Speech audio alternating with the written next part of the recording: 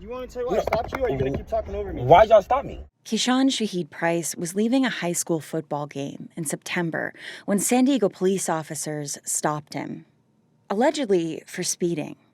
Price says that's impossible since they were behind 2 buses. I got my ID and my license, and I got insurance. But y'all stopping me and putting lights in my kids' faces and all that? Y'all need to be doing that. Y'all need to be doing that. His 14-year-old son and 15-year-old daughter were in the back seat. I don't feel safe with y'all pulling me over. The front passenger was filming. He asked them to call his wife. Officers ordered him out of the car. I don't have to get out the car. They handcuffed him and his kids. He says it was his children's first interaction with police. I felt like I was being robbed and like my kids was being kidnapped, honestly. Like it made me feel like it was the worst feeling ever. Like just like not being able to do nothing, like knowing like everything that they was doing was like transgressing on my rights. They took Price to jail for resisting an officer. His next court date is this month. Price works for a nonprofit that assists people impacted by the local justice system. He says he and his colleagues had already noticed a pattern of standalone resisting charges. So we was already like, kind of like strategizing around it, like just talking about it. But when it happened to me, it was like, wow.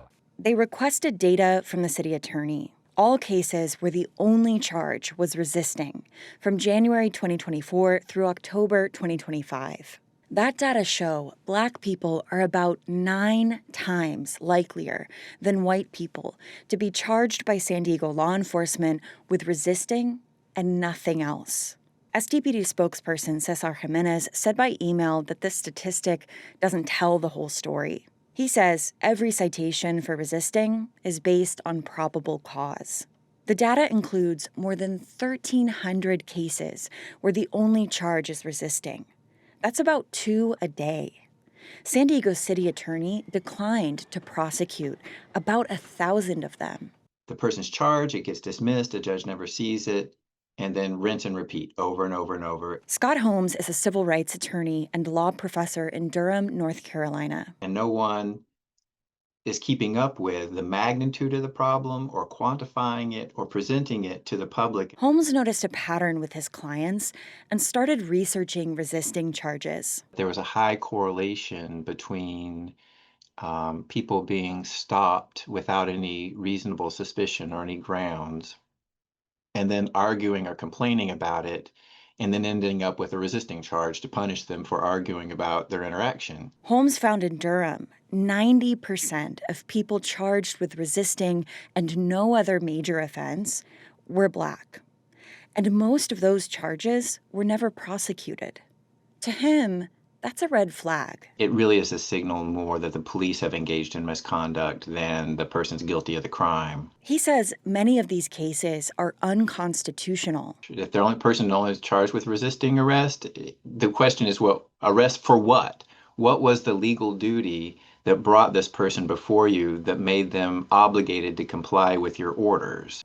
Generally, an officer has to have reasonable suspicion to detain somebody.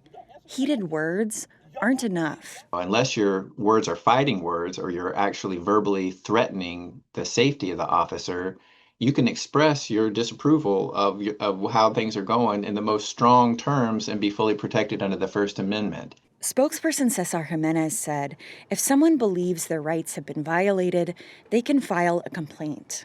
KPBS recently found the city board tasked with police oversight doesn't get to review the vast majority of these complaints. The purpose of the charge in that moment is to control that person and send a signal to everybody else that this is not the way you deal with the police. You have to obey us.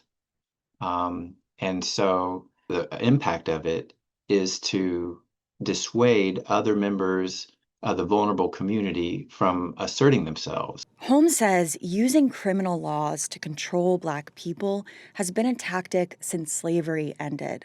He offered a solution. When officers charge resisting without legal grounds, they should be held liable. It's a crime.